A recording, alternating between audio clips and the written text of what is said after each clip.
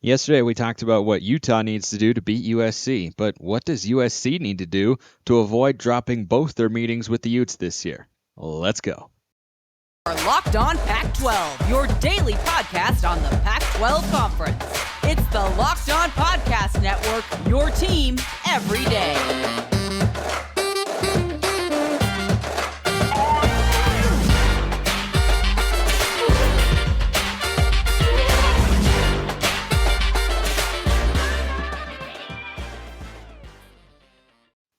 Welcome, everybody, to another episode of Locked On Pac-12 on this Championship Friday. Thank you so much for making this your first listen or your first view of the day. I'm your host, Spencer McLaughlin. Please continue to like, comment, subscribe wherever you listen to or watch this show, which is a part of the Locked On Podcast Network. Thanks to everybody who continues to support the show, which today is brought to you by BetOnline. BetOnline has covered this season with more props, odds, and lines than ever before. BetOnline, where the game starts. I am joined, of course, to look at this game from the USC side of things by our Locked On USC host here at the network, Marc Culkin. He is at Marc Culkin with a C and then two more K's in his name if you want to follow him on there. But Marc, you are in Las Vegas. I imagine you are ready to watch some football.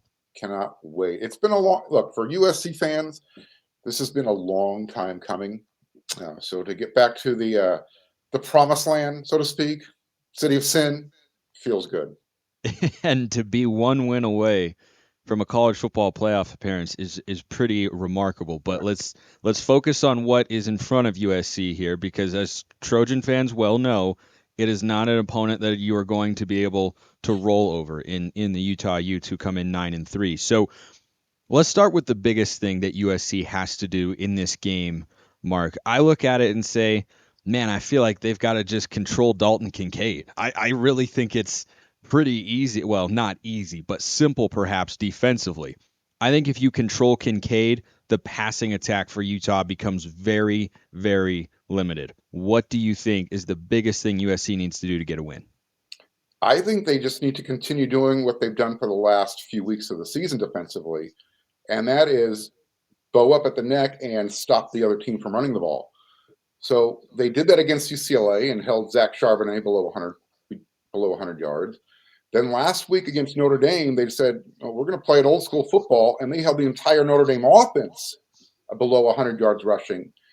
And I think that's where Utah wants to go first, though. They want to establish the run because Cam Rising, I think his passing builds off their running game. And if Utah cannot run the ball, that's just too much pressure for Cam Rising. And I think that's the key to the game for USC right off the bat, because they're gonna reach their scoring average of 42 points a game. I mean, they did it the first time in Salt Lake City, and they actually left points on the field in Salt Lake City. Yeah, I agree with what you said about the Utah offense, that if you force them into a situation where it's just straight drop back passing, I don't think it's like that UCLA game where you kept Zach Charbonnet in check, sure, but you look up and UCLA still has 45 points on the board because DTR has been really good this year. And I've seen Cam Rising in spurts in his career the last couple of seasons as the Utes starter be able to kind of carry the offense with his right arm.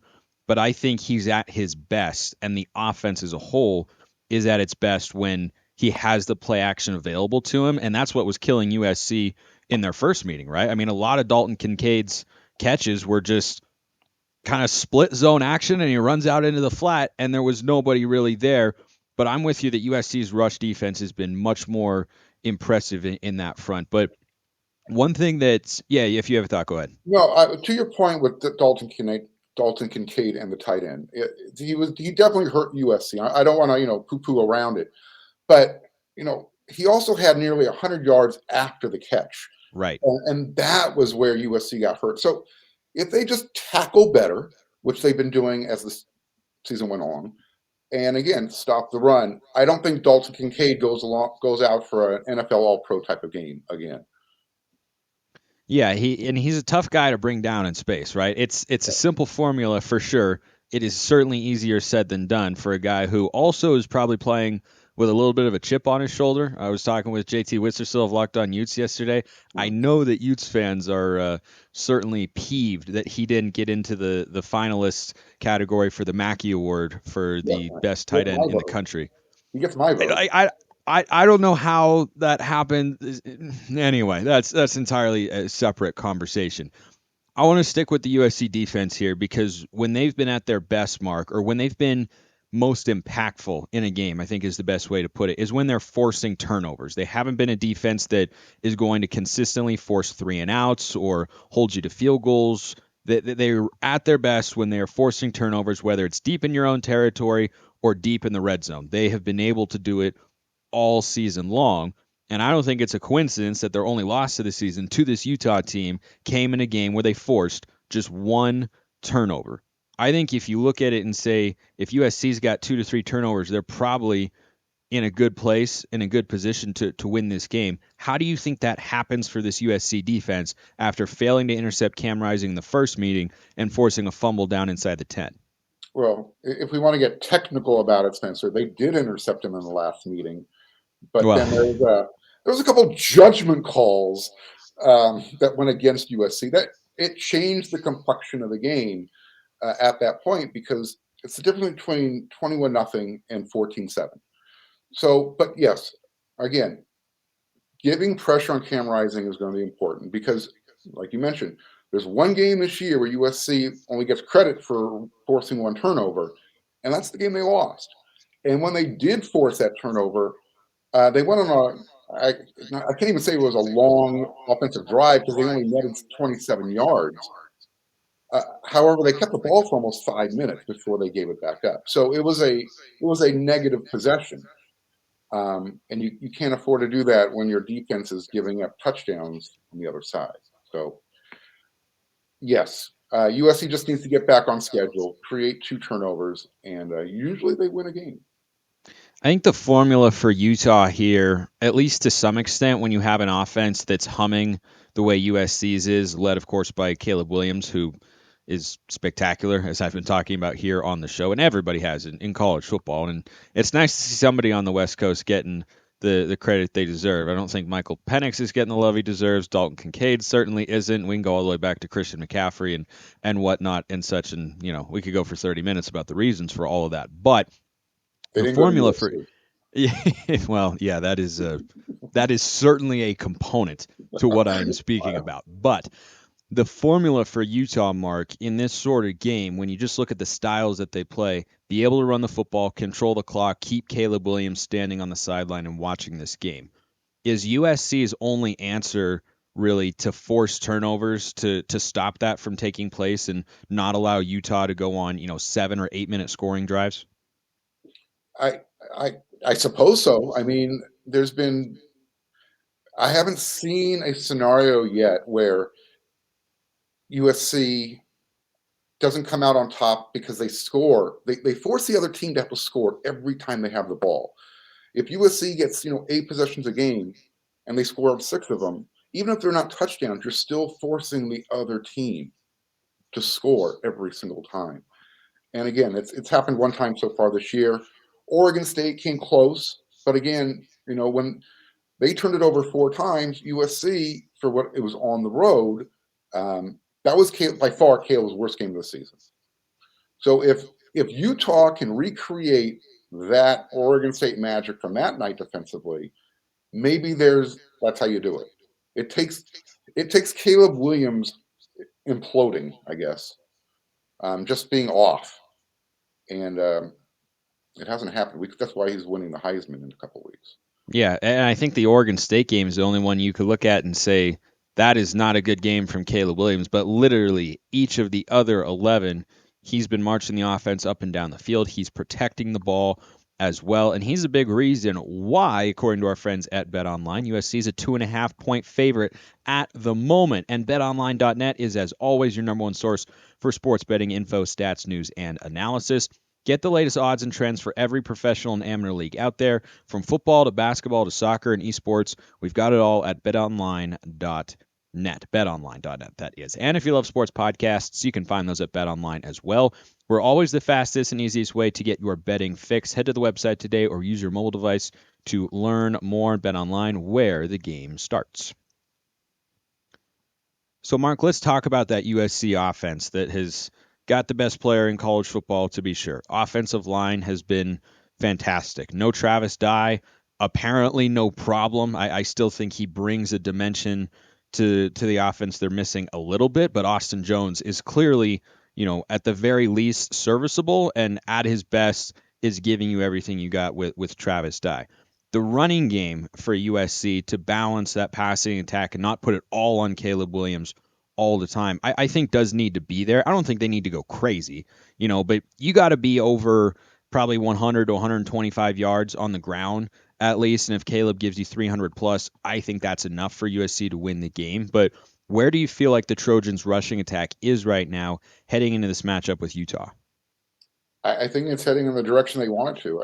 As I mentioned, these last few games, they've actually controlled the line of scrimmage on both sides of the ball. So I'm not concerned about them being able to run the ball this time. They were able to run the ball last time against Utah. Um, Again, for me, and I know this comes across maybe arrogantly, but USC was able to put up 42 points at Salt Lake City, in Salt Lake More City. more than anybody else did this year. Here's the other thing. We know that Utah away from Salt Lake City is a different team. They've lost 3 times this season. So, and offensively, they just don't look like the same team. So again, it comes back to this. You have to be able to score with USC. So yeah, you get them, you get them off their schedule 1 or 2 times. That's great. But that's your margin for error. That's it. Offensively, USC has protected the ball incredibly well, and Caleb Williams is a big reason behind that. You have to credit the coaching staff and the running backs as well for just not coughing it up this year. Not every team has been like that. Look at Stanford this season; they were fumbling. I swear, Mark, 3 to 4 times a game. Occasionally, they would recover it, but it was a consistent problem. But Caleb has done so many spectacular things, but hasn't really had a big blunder yet, right? A big blunder in a critical moment. He's had, I think, 4 interceptions this year in Great. 12 games, still 3. Yeah, so it's 3 interceptions in 12 games, which is a remarkable number for an offense that throws the ball as often as USC does. What has it been about his game and his play that's allowed him to be so productive and kind of play with that, quote unquote gunslinger mentality without the downside of it, which is, well, yeah, the turnovers are there too. Well, number one, um, they haven't fumbled the ball on offense all season long, which is it's an incredible Yeah, stat. it's pretty remarkable. Yeah. That's pretty remarkable. You have to give a ton of credit to the offensive line that have, for the most part, has kept his uniform clean. And Caleb is playing with a level of confidence right now that there's no panic. I don't even know if the term panic exists in his vocabulary, if it's even part of his DNA, because you give him time in the pocket, he'll pick you apart. If he gets outside the pocket, he knows that it takes, like 4 guys to pin him in a corner. Otherwise, he's going to find an escape route. So the play is never over with Caleb. Um, if Utah can figure out a way to make Caleb go from the hero to what I've been describing as the anti-hero into Deadpool Caleb, where the effort is there. He wants to do the right thing, but everything he's doing is just making a bloody mess everywhere, everything he does. We haven't seen that this year. I can't see that happening now. Again, he's just playing with way too much confidence. Yeah, I would just like it on the record since you brought it up. I can't stand Deadpool. I really can't. It is just I don't vibe with those movies. I don't even consider them a part of the MCU. Anyway, I'm probably gonna get more flack for that here on the channel than anything else I have said since I started hosting the show. But another tidbit of the offense I want to ask you about, Mark, on the USC side of things. is the wide receiving core, and they have been battling attrition this year. Jordan Addison has been in and out. Mario Williams hasn't played every game, and guys just continue to step up. What do you think has been the key for them to be so strong in that sense? And what do you need, or what does USC need rather, to get a win from their wide receiving core? Well, look, with this group, they are competing against each other for the opportunity to play with Caleb Williams on the field during the game. So that's where where they become so good. So remember in the last time USC and Utah played, Jordan Addison, before he had to leave the game with the injury, he had 7 receptions for over 100 yards and a touchdown. Mario Williams ended up, finishing with a game high 145 yards. So both of those guys now are healthy going into this game. When they're not available, you have players like Michael Jackson who have stepped up their games. You have Kyle Ford who makes big catches. You have guys like Taj Washington. And then every now and then they'll slip the running back out there. You have a tight end that they actually will use on occasion. It's hard to defend all of these wide receivers. You literally you can't double team anybody. If you want to try and cheat and shade to Jordan Addison, you're just leaving too many guys open. And with Caleb Williams' ability to make any throw anywhere on the field, even when you think he should be making that throw, that's the difference.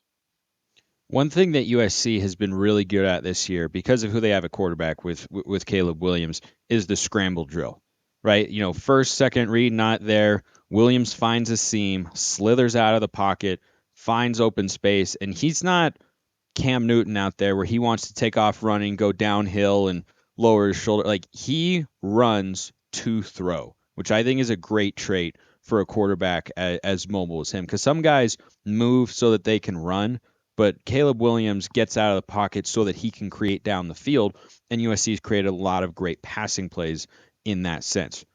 Is there a way to keep Caleb Williams bottled up in that pocket? Because he is so hard to get on the ground. And I was talking with JT Wistersill of Locked On Utes yesterday about how I think the biggest key for Utah is to just rush with discipline, just consistently. Because if you let him get out of the pocket, what are you going to do? You're asking your corners to cover for too long, and you're allowing Caleb Williams to take off a run if he has that sort of space, but mostly he wants to get down. Like, it's just asking too much of a defense. But have there been stretches of a particular game, particular matchup this year that Utah might look at and say, hey, this is how we want to play the offense to keep Caleb Williams in the pocket? It still comes down to the best defense against this offense is to play a zone, a soft type of zone. And just like you said, but you have to maintain your discipline. You cannot get outside of your area, your territory, because again, he'll read any advantage you give him. And ironically, when you talk about the scramble drill, his weakness this year, if you want to, attribute a weakness to him, it's the big play downfield, it's the deep ball. So if you force USC to have their receivers have to go deep, maybe that's where Utah can make a difference defensively in the secondary. You saying like on a traditional kind of drop back? I mean, obviously they're in shotgun the whole time, but a traditional just like downfield one-on-one shot like that hasn't been the area where you think he's been the strongest this year. Absolutely, I think that's where he's been his least effective. Again, it's hard when you look at all of his numbers. I mean, Oh, I think we lost Marc here for just a moment. He's in a hotel in Las Vegas, so the Wi-Fi maybe cutting out. Hopefully, he gets back here in just a moment. But it's an interesting note that he makes on that front, because you think of Caleb Williams and you think of all the explosive plays, right? You think about how USC is able to move the ball, the spectacular plays, the amazing throws, everything that he's been able to do this season. And I really feel like it's an interesting note to look at it and say, okay, we actually want Caleb Williams to throw the ball down the field.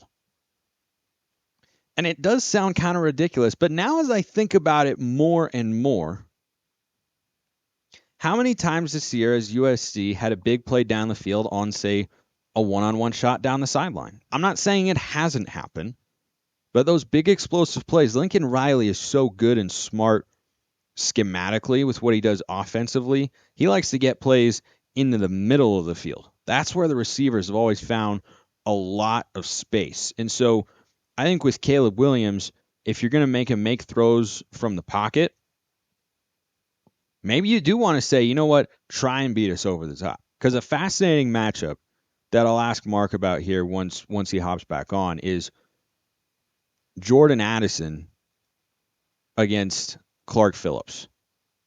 And if Jordan Addison is not at 100% going into this game, that's a matchup that probably favors Utah. But I do wonder, I do wonder with the array of weapons that USC has, whether or not they can,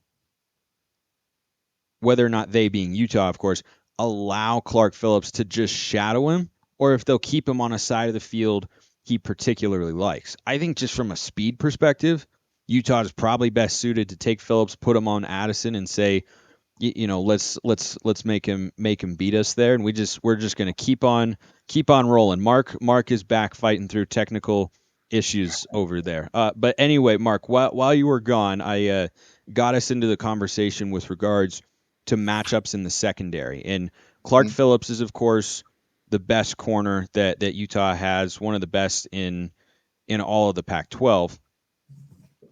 Do you think, like, if you were Utah, put yourself in Morgan Scalley, the defensive coordinator, and Kyle Whittingham's shoes for a moment. If you were going to defend this USC offense and you have a player like Clark Phillips on the back end, would you just have him man mark Jordan Addison? Um, right. Sure. Again, you're it's kind of a pick your poison. It doesn't matter who you man mark. Any one of USC's wide receivers, and if Clark Phillips is your best, that means your other guys aren't nearly as good. And do they match up with USC's wide receivers? So sure, you can eliminate Jordan Addison, but again, you eliminated him last game for part of the second half, and it took it took USC's defense not, I guess, pulling their weight for them to lose that game. Yeah, I agree with you. It is kind of a pick your poison sort of situation because those guys are not just good in theory, right? They've been good all season long. Like Michael Jackson against Cal had what, 100 something yards, couple touchdowns. We know what Mario Williams is capable of. You've got Brendan Rice over there as like the number 4 or 5 or 6 option on some days. Like it's an embarrassment of riches at wide receiver. They threw for 5 touchdowns in Salt Lake City. Not Right. scored five. They threw for 5 touchdowns. Right. I I mean, we can go over the different, in theory, how they should go about it. Um, to quote the line from, the movie Meatballs, it just doesn't matter. If Caleb Williams and the USC offense does what they are, supposed to do against, and they've already done it against the best defense on the road. I look, sorry, it is what it is for me. There's nothing left to talk about. I guess we've talked about it and we've looked for different ways, and I don't like to BS my way through things. If Caleb Williams and the USC receivers play to their potential, you need more than one Clark Phillips. Yeah, I agree. One game I want to ask you about, Marc, is the Oregon State game because I feel like if you're Utah, you're looking at the film from that game and saying that is the lowest offensive output USC has had all season long. Caleb Williams was uncomfortable. I think his completion percentage was under 50%. Like overall, it was a bury the tape game Mhm. for the USC offense, and the defense did its job with 4 turnovers to win the game. What did you see in that game from Oregon State, who have a great defensive coordinator in Trent Bray, that if you were Utah, you would want to try and emulate to try and slow down USC? It it was such an odd game because they were able to get create pressure, but as Caleb escaped it, he was just off with his accuracy all game. You look at his throwing numbers, and I don't have them in front of me. Maybe you can look them up for me.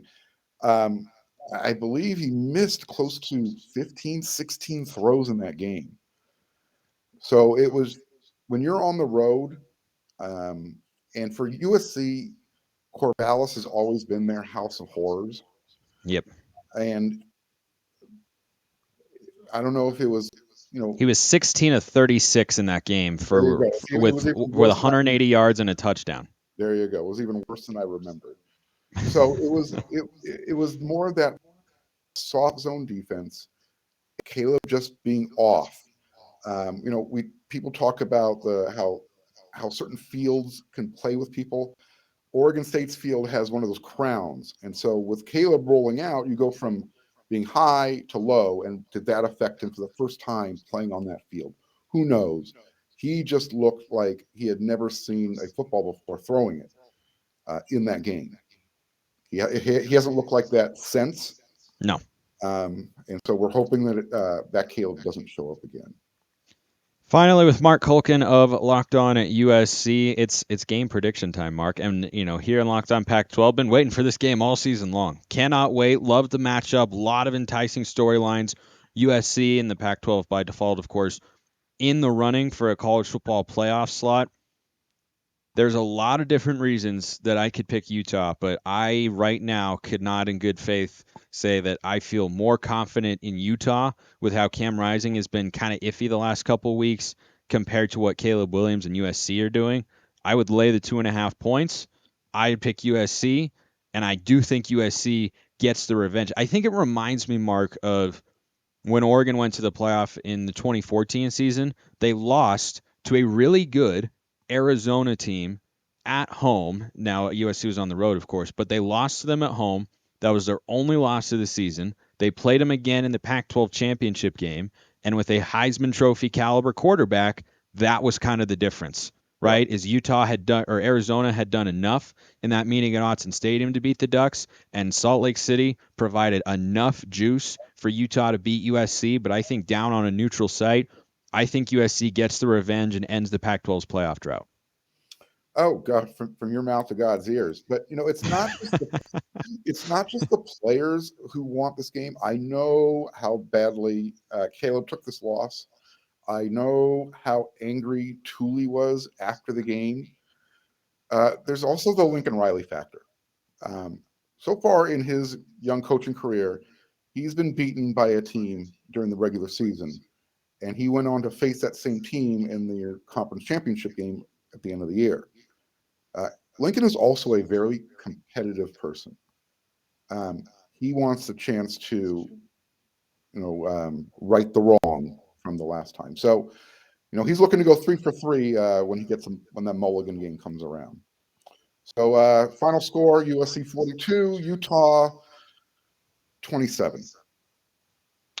I'll go 30. I think what I had yesterday was, or no, I think I waited until now, but I think 38-31. I think it's in that sort of range. I'll say USC is held under 40 because of a missed field goal. Okay. But I feel pretty confident in just what USC can do offensive. I just look at Caleb Williams and say he's playing the most important position and he's the best player on the field. And you've got a great offensive coach to support him. It's hard to pick against that. It's that, but for me, as prolific as Caleb Williams is, being USC's 8th Heisman winner or about to be, it's the defense is now coming on at the end of the game, and at the end of the season, excuse me. And for USC, that's been their weakest link, their Achilles heel. Maybe that's why the line from BetOnline was only 3 points. I don't know. It's a strange line to me, but maybe people aren't paying attention to how well they've been playing at the end of the season defensively. Well, perhaps, but on the flip side, as you mentioned, it is USC. So they're never usually short on eyeballs. All 4 of ours and many of yours as well will be glued to our televisions on Friday night. Marc Culkin of Locked On USC. He and I both think the Trojans will get it done, but time shall tell. Maybe we'll have to eat crow. You never know. It's happened before. But Mark, appreciate you coming on and enjoy the game, and everybody else enjoy it as well. Thanks, Mark. Thanks, Spencer. Appreciate you. Appreciate everyone listening. See you next time. Enjoy the Pac-12 championship game and have a wonderful rest of your day.